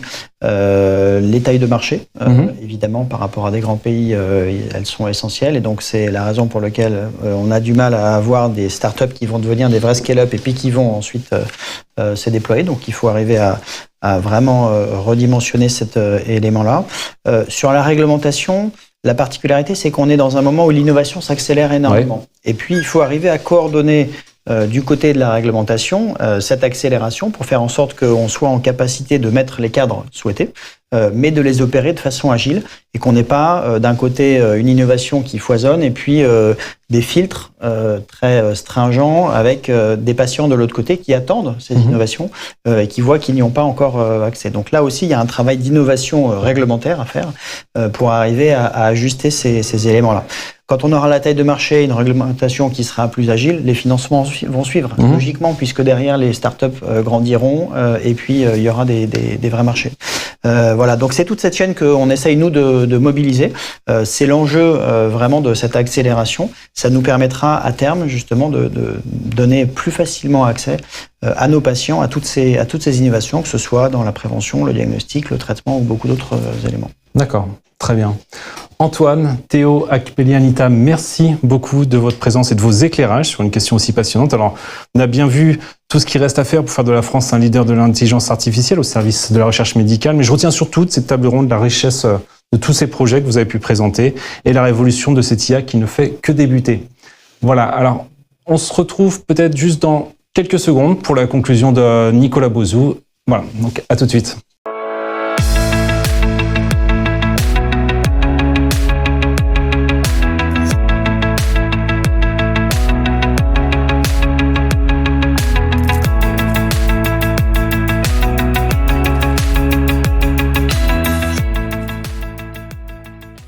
Et nous voilà de retour pour cette troisième session, pour la conclusion de cette troisième session du cycle IA et intelligence artificielle avec Nicolas. Alors Nicolas, qu'avez-vous retenu de ces débats ? Merci Fabien, merci à tous les intervenants. Surtout, c'est très important de montrer les applications concrètes, comme on l'a vu en matière de recherche, en matière de production. Enfin, en fait d'ailleurs, Antoine Tenière l'a bien rappelé, et puis lui en plus, il a un observatoire formidable pour ça, mais tout au long de la chaîne de valeur, avec parfois d'ailleurs des choses qu'on oublie, mais c'est vrai que l'intelligence artificielle, on peut aussi l'industrialiser dans le cadre de l'imagerie médicale, dans le cadre de la biologie, voilà. Donc on voit en fait vraiment ce que les économistes appellent une technologie multi-usage, c'est-à-dire que dans un secteur comme la santé, en fait, elle touche absolument tout. Moi, j'ai quand même une interrogation, qui a été un peu partagée, mais c'est quand même la place de la France dans cet écosystème. En fait, on voit que sur le papier, on a tous les atouts. On a les ressources, on a les organisations, on a aussi de grandes entreprises. Hein, mais enfin, bon, on n'a pas encore réussi à organiser tout ça de telle façon à faire un vrai écosystème. Bon, enfin, en tout cas, merci beaucoup, Fabien, et merci à tous. Et on se retrouve avant les grandes vacances. Exactement, ça, on se retrouve très vite, le 17 sur les maladies rares. De mémoire, voilà, c'est ça. Ce sera le matin à 9h, il faudra se lever un petit peu plus tôt et ce sera sur les maladies rares. Pour ça, un plaisir. Voilà, très bien. Eh bien, merci beaucoup à tous. Merci de nous avoir écoutés et à très bientôt.